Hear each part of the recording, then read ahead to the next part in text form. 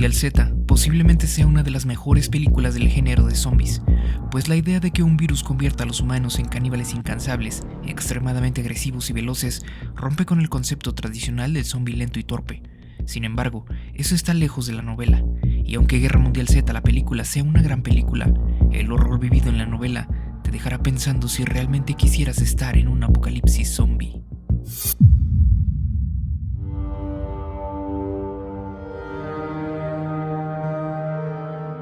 Si bien en la película se toca el tema del paciente cero mientras Jerry Lane y su equipo buscan una cura, se asume que posiblemente su origen está en Corea del Sur, sin dar más detalles. Sin embargo, en la novela, el Solanum, nombre con el que se conoce al virus, tiene un origen mucho más oscuro que está vinculado con un asunto bastante turbio en la China rural. La versión que corre por todos lados al principio es que el virus es tratable y que se ocasionó por culpa de inmigrantes chinos, para hacer creer que el virus es contenible, como una megateoría de conspiración que parece bastante lógica. Sin embargo, el origen del Solanum es mucho más misterioso. Un médico chino, Quan Yishun, reporta haber encontrado al paciente cero en una pequeña aldea de la Federación Unida de China llamada Nueva Dashang. El médico recibiría una llamada para investigar el brote. Para su sorpresa, al llegar al lugar, encontraría un terrorífico escenario. Aldeanos completamente asustados custodiando una casa abandonada. Dentro, un niño no mayor de 13 años amordazado y sujetado de pies a cabeza. Los aldeanos intentan impedir que el médico entre, señalando que el niño está maldito. El médico, enfurecido por el tétrico escenario y el trato al paciente, ordena a los aldeanos ayudarlo, para poder contener al niño y extraer una muestra de sangre. El escenario es escalofriante. El niño se sacude con tal violencia que ni los adultos pueden contenerlo. Araña, grita, se sacude, intenta morder con una energía y violencia inconcebible. Tanta es la violencia en el niño que termina fracturándose un brazo en su intento de escapar. Ahora sus huesos del cúbito y radio salen por su carne, descrita como pálida y grisácea. Pero eso no lo detiene. Es como si fuera indiferente al dolor. Se desgarra completamente el brazo y solo queda un muñón con el que intenta arrastrarse por el piso, mientras mira al doctor con unos ojos que él describe como pozos vacíos, pero feroces como los de un animal contra su presa. El médico toma la muestra y solo extrae un líquido oscuro. El médico, ahora asustado, y los aldeanos salen del lugar después de haber presenciado la terrorífica escena. El médico intenta buscar respuestas, y lo que recibe es algo que no habría imaginado. La madre del niño relata que su padre y el pequeño bucearon en el río, donde yacían las ruinas de la vieja aldea, hundidas por una represa, buscando algún tesoro. Cuando en el fondo, el niño fue mordido por algo en el pie. Al salir del agua llorando, el padre había desaparecido. La piel del médico se eriza con el relato, mientras detrás de él, el niño golpea la puerta con los huesos rotos, intentando taladrar la frágil madera. Encontró a su paciente cero, pero quizá lo más aterrador es que después de presenciar esto, el gobierno comienza su intento de ocultarlo y desviar la atención. Poco después se descubre que había un mercado chino ilegal de tráfico de órganos, los cuales no pasaban por ningún filtro o prueba de laboratorio, para asegurar su integridad, de modo que las personas que necesitaban un trasplante recibían la oportunidad de seguir en este mundo, pero ya no como humanos, sino como criaturas sacadas de una pesadilla.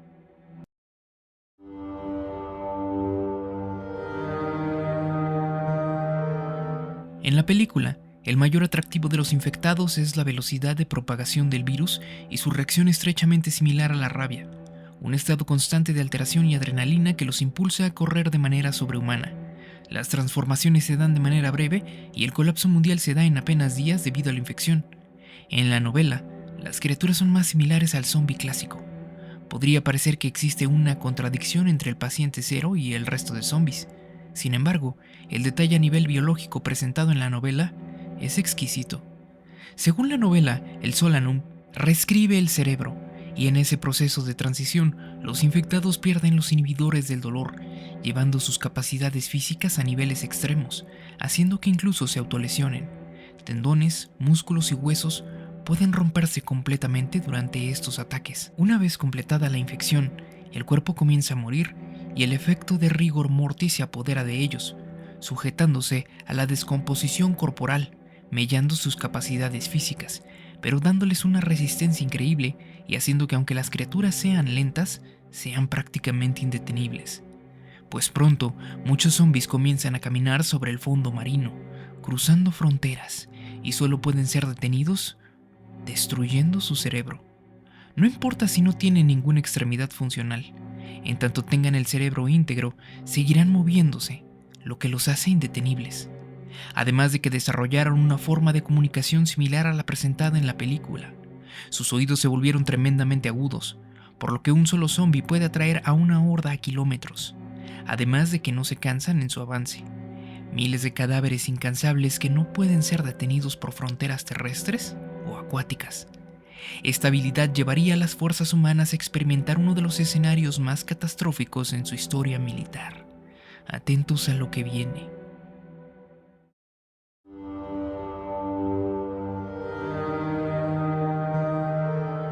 Para levantar el ánimo del pueblo, los Estados Unidos prepararon un frente militar en Yonkers, Nueva York. Sin embargo, la supuesta estrategia sería más un show mediático que un verdadero plan militar.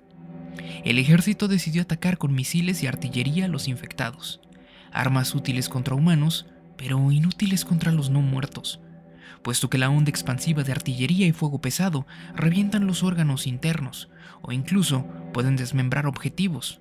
Pero contra los infectados esto era completamente inútil. Solo un fragmento de metralla o una explosión lo suficientemente potente como para desintegrar por completo a los zombies podía detenerlos. Y pronto, eso empezaría a pesar en el factor psicológico. Los soldados veían caer a los zombies, solo para ser reemplazados por el siguiente. Pero lo verdaderamente aterrante fue cuando los soldados comenzaron a ver cómo sus compañeros eran devorados vivos. Los soldados llevaban un sistema que les permitía ver lo que veían sus compañeros en una esquina de su visor. Cuando los zombies llegaron finalmente a las trincheras y empezaron a morder, todos los soldados en la red vieron y escucharon en alta definición cómo desgarraban la carne de sus amigos y trituraban sus huesos. Las imágenes de las cámaras de los cascos de los soldados que estaban siendo despedazados crearon un pánico que ningún entrenamiento militar pudo contener. Los soldados se arrancaban los cascos para no ver ni oír más aquel sufrimiento, quedando incomunicados. Tanques M1 Abrams intentaron arrollar a los zombies, pero la grasa humana, tejido y huesos en el piso hicieron que los tanques quedaran atascados en una mezcla de fango de restos humanos.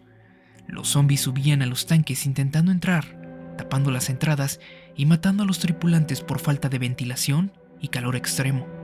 Pero lo peor es que millones de americanos miraban en vivo por televisión cómo su orgullo nacional, el poderío de su ejército, huía cobardemente sin rumbo. Eso colapsó la mente de muchas personas y comprendieron que el gobierno no los protegería. Ante tal devastación y pérdida de esperanza, los zombies no eran el único problema para los sobrevivientes. Algo más perturbador ocurrió.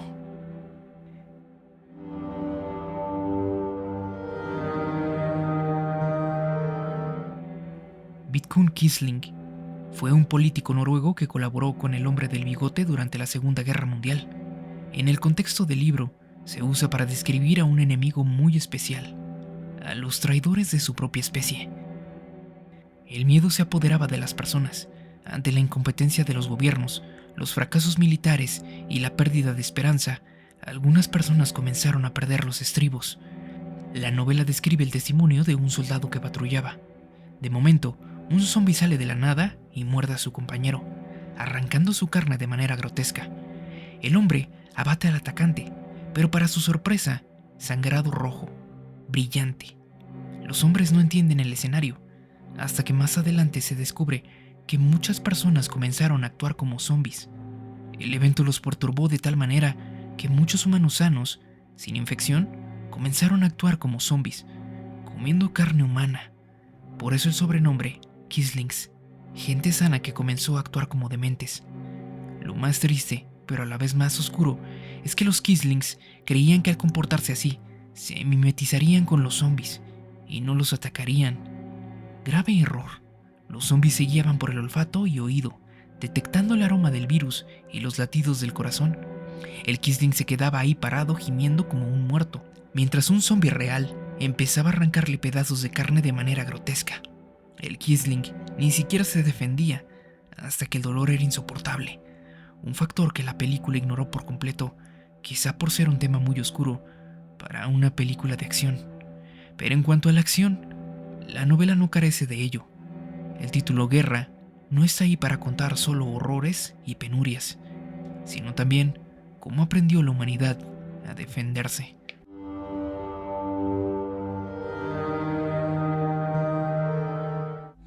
Después del terrible fracaso de Junkers, los humanos aprendieron algo.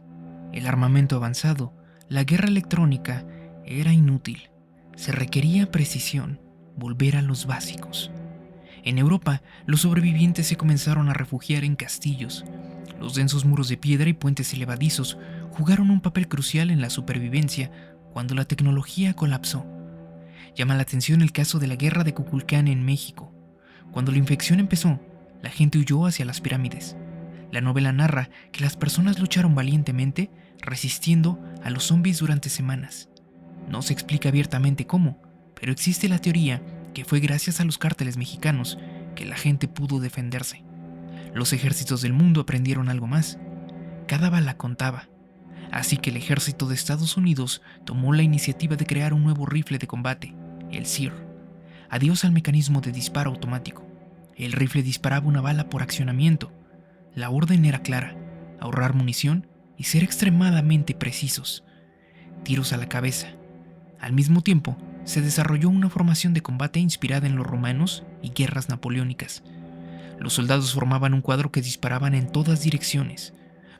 Unos disparaban, pasaban atrás para recargar, y el soldado que venía detrás lo cubría. Además, crearon una nueva arma cuerpo a cuerpo, el lobo, un tipo de pala o hacha diseñada específicamente para el combate cuerpo a cuerpo y para destruir cráneos de forma eficiente. Pero sin duda lo que salvó a la humanidad fue la lógica, prescindiendo de los sentimientos. El Plan Redeker, nombrado así por Paul Redeker, su creador. El plan consistió en abandonar una gran parte de la población en zonas de sacrificio para que sirvieran de distracción mientras los gobiernos se refugiaban en zonas seguras, como montañas o islas, para así poder reconstruirse. Solo las personas con mejor expectativa de vida fueron rescatadas. El Plan Redeker decía que si los gobiernos intentaban salvar a todas las personas, desperdiciarían tiempo y recursos, llevando a un colapso, y aunque esto parecía una decisión cruel, fue la estrategia que permitió que la humanidad subsistiera.